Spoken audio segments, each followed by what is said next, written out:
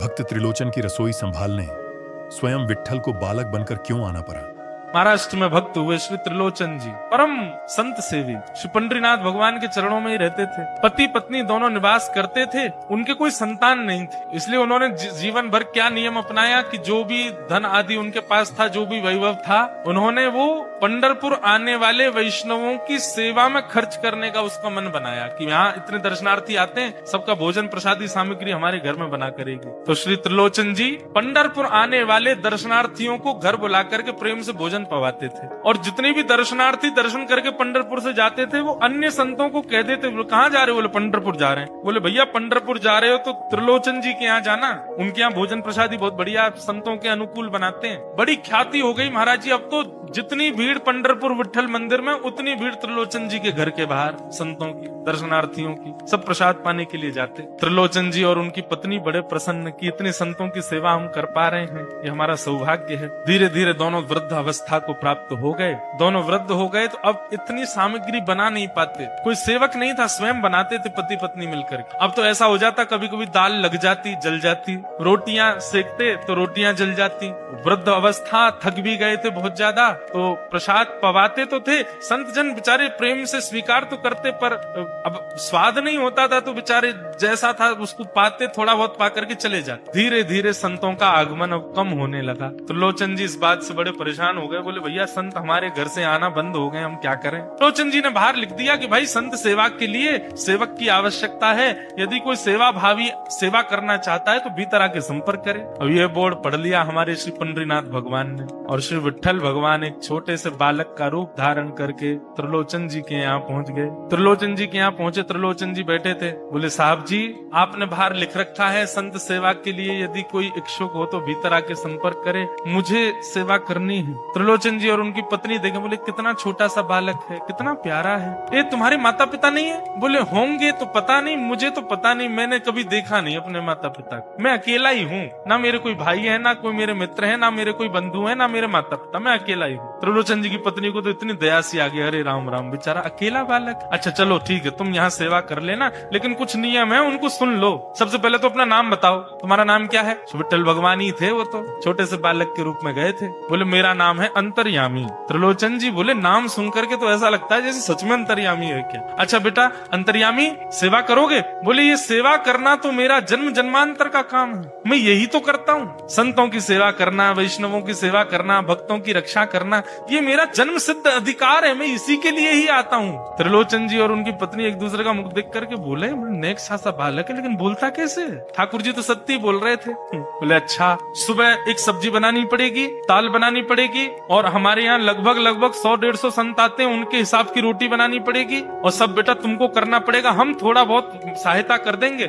हमसे ज्यादा बनता नहीं है, तुमको ही सब सिद्ध करना पड़ेगा। अंतर्यामी भगवान बोले बिल्कुल निश्चिंत रहो, हम खीर भी बनाएंगे, हम रबड़ी भी बनाएंगे, हम रायता भी बना दिया करेंगे, हम 2-4 सब्जी और बना दिया करेंगे। त्रिलोचन जी बोले नेक सा बालक, सब जानते हो तुम? बोले हाँ हमको सब आता है, दुनिया का कोई काम नहीं जो हमको नहीं आता हो, और सुनिए झाड़ू पोछा बर्तन भी कर देंगे हम। त्रिलोचन जी तो बड़े खुश हो गए, बहुत बढ़िया सेवक मिला यार, ये तो सब काम करता है। लेकिन भगवान बोले लेकिन अब हमारी शर्त सुनो। त्रिलोचन जी बोले तुम्हारी भी शर्त है? बोले हाँ। क्या शर्त है भैया? बोले हमारी पहली शर्त ये है कि हम दुनिया को बना के खिलाएंगे, लेकिन हमको आपको बना के खिलाना पड़ेगा, हम अपने हाथ का बना नहीं पाते। ठाकुर जी बोले हम सारे संतों को बना के पवाएंगे, लेकिन हम अपने हाथ का बना नहीं पाते, आपको हमारे लिए बनाना पड़ेगा। त्रिलोचन जी की पत्नी बोली छोटा सा बालक, इसका आधे हाथ का तो इसका पेट है, एक रोटी में झिक जाएगा ये, इसके लिए मैं बना दिया करूंगी। ठीक है लला तो बिल्कुल चिंता मत करो, तुम्हारे लिए भोजन हम बना दिया करेंगे। हमारी एक शर्त और सुन लीजिए। बोले क्या?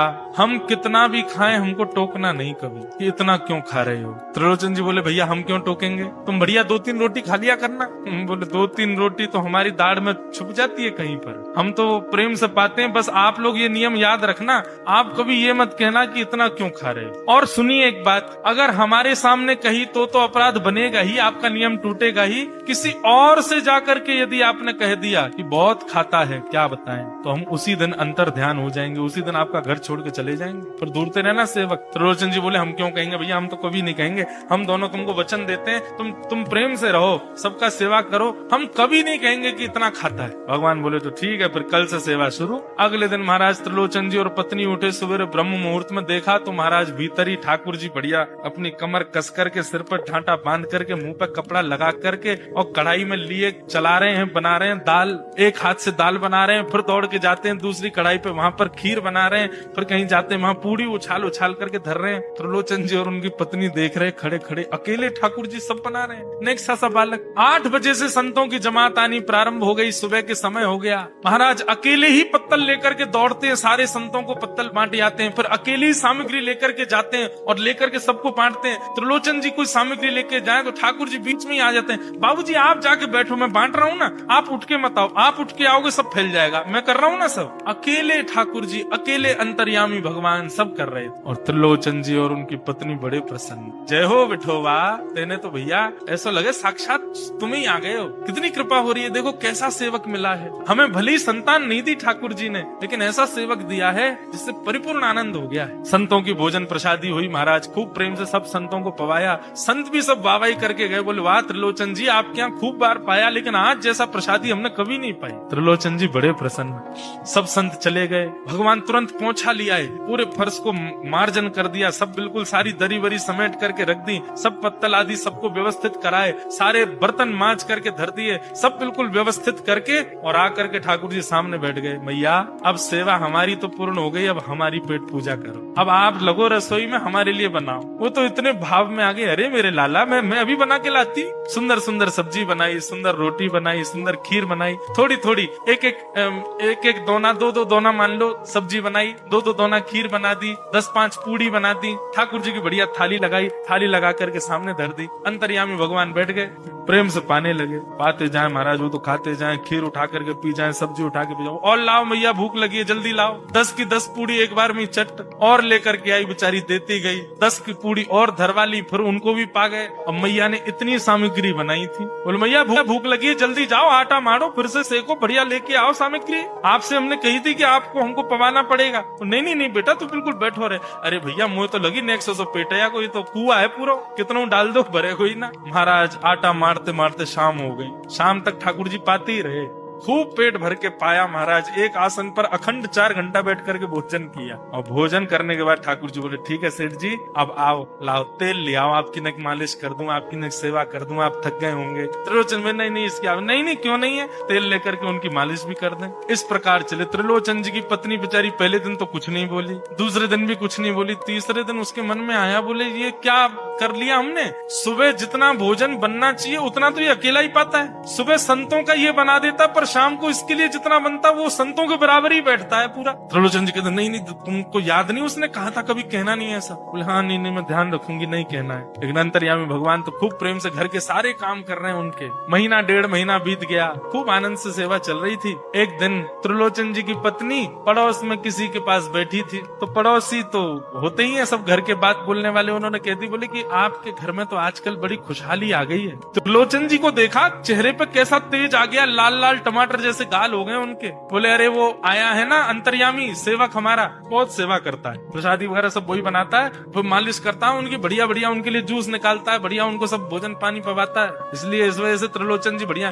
वो त्रिलोचन जी तो बढ़िया हो गए, तुम सूख गई हो, तुम इतनी पतली दुबली क्यों हो गई, मेरा दुख कौन जाने। वो सबकी सेवा करता है पर अपनी सेवा मुझसे करवाता है। अरे छोटा सा तो है, ऐसे मटक मटक के जाता है सब्जी लेने, हम तो उसको देखने के लिए खड़े रहते बाहर, कैसे बढ़िया लगता है। कई लोग तो देखने ही आते हैं उसको कि कैसे सब्जी परोस रहा है, कैसे पूड़ी परोस रहा है, कितना सुंदर लगता है। छोटा सा तो है, उसकी क्या सेवा करनी पड़ती है। अरे बहन तुम क्या जानो, 2, 4, 5, 10 किलो आटे की कब कब में रोटियां पूड़ियां खा जाता है चपेट करके, कोई पता नहीं चलती, पेट है कुआ है समुद्र है क्या है पता नहीं चलता है, इतना खाता है इतना खाता है इतना खाता है। 4 घंटे की समाधि पर बैठता है एक साथ, थाली नहीं थाल लगाना पड़ता है उसके लिए, इतना खाता है। जैसे ही कहा इतना खाता है, ठाकुर जी अंतर ध्यान हो गए। शाम का समय त्रिलोचन जी ने बुलाया, अंतर्यामी, ओ बेटा अंतर्यामी, कहाँ हो, जल्दी आओ, चलो शाम हो गई है, थोड़ी देर बैठे कुछ सत्संग करें, कीर्तन करें। अंतर्यामी नहीं आए। पूरे घर में खोज लिया, ठाकुर जी नहीं मिले। रसोई घर में खोज लिया, ठाकुर जी नहीं मिले। पड़ोसियों से पूछ लिया, नहीं मिले। सब्जी मंडी देख आए, ठाकुर जी नहीं मिले। पूरा पंढरपुर देख लिया, लेकिन ठाकुर जी नहीं मिले। सब जगह खोज लिया, ठाकुर जी नहीं मिले। त्रिलोचन जी बड़े उदास हो गए। पत्नी से कहने लगे, पता नहीं कहाँ चला गया, कहाँ गया होगा, पता नहीं। देवी, तुमने उससे ये तो नहीं कह दिया था कि इतना क्यों खाते? बोले नहीं नहीं, मैं तो कान पकड़ती हूँ, मैं कभी नहीं कहती उससे। बोले किसी और से तो नहीं कहा था ना तुमने, क्योंकि उसने वचन दिया था ऐसा कहोगे तो मैं चला जाऊंगा। बोले हाँ, आज एक गलती हो गई। पड़ोसी के पास बैठी थी, उससे बात करते करते मेरे मुख से गलती से निकल गया कि अरे उसके लिए तो बहुत बनाना पड़ता है, 10 किलो आटा खा जाता है, इतना खाता है, तो निकल गया था। समझ गए? बोले ओहो, इसीलिए चला गया। उसको पता चल गया कि तुमने कह दिया है, तभी चला गया। त्रिलोचन जी और उनकी पत्नी दोनों श्री पंडरीनाथ भगवान मंदिर के देहली पर जाकर के बैठ गए। जाकर के ठाकुर जी के आगे हाथ फैला करके कहने लगे, बोले नाथ, हे पंडरीनाथ, आपने हमको संतान नहीं दी, पुत्र नहीं दिया, पुत्री नहीं दी जीवन में। हमने कभी उसकी अपेक्षा नहीं की, हमने कभी आपसे शिकायत नहीं की कि हमको संतान क्यों नहीं दी। पर नाथ, एक सेवक हमारे जीवन में आया, और जब से वो सेवक आया, हमारे यहाँ संतों की सेवा होने लगी, हमारे यहाँ कीर्तन होने लगा, हमारे यहाँ सत्संग होने लगा, हमारे यहाँ खूब आनंद की उमंग होने लगी। उस सेवक ने हमको आपसे और प्रेम करवा दिया। ठाकुर जी, हम आज आपसे दोनों भीख मांग रहे हैं, हमें कुछ मत दीजिए, आप भी मत मिलिए हमको इस जन्म में, लेकिन हमारे उस सेवक अंतर्यामी को हमको वापस कर दीजिए भगवान। वो जहाँ कहीं भी हो, उसको वापस भेज दो हमारे पास। ऐसा कह करके रुदन करने लगे, नेत्रों से आंसू गिरने लगे, चरणों में प्रणाम करके श्री पंडरीनाथ भगवान को रुदन करने लगे त्रिलोचन जी और उनकी पत्नी। इतने में ही स्वर सुनाई दिया। बाबूजी, अंतर्यामी का स्वर सुनते ही पीछे मुड़ करके देखा तो पीछे तो कोई दिखा नहीं। अरे इधर देखिए, पीछे कहाँ देख रहे हैं? वापस से पंडरीनाथ भगवान की ओर देखा तो श्री पंडरीनाथ भगवान की जगह ही अंतर्यामी बालक खड़ा हुआ है, सामने खड़े होकर के उनको आशीष दे रहा है। त्रिलोचन जी तो भाव विह्वल हो गए। बोले कैसी कृपा नाथ आपकी। बोले आप ही थे क्या? बोले तो इतनी अच्छी संत सेवा, इतनी अच्छी खीर, इतनी अच्छी पूड़ी, इतनी अच्छी सब्जी, और आपकी जो सेवा, और इतने अच्छे अच्छे सत्संग कीर्तन, ये मेरे अलावा कौन कर सकता है? संतों की सेवा तो मैं ही करता हूँ ना। आपने संत सेवा के लिए सेवक मांगा था, इसलिए मैं ही आपके यहाँ चल करके आ गया। और श्री त्रिलोचन जी पर अद्भुत कृपा करके भगवान ने उनको कृतार्थ। बोलो भक्त वत्सल भगवान की।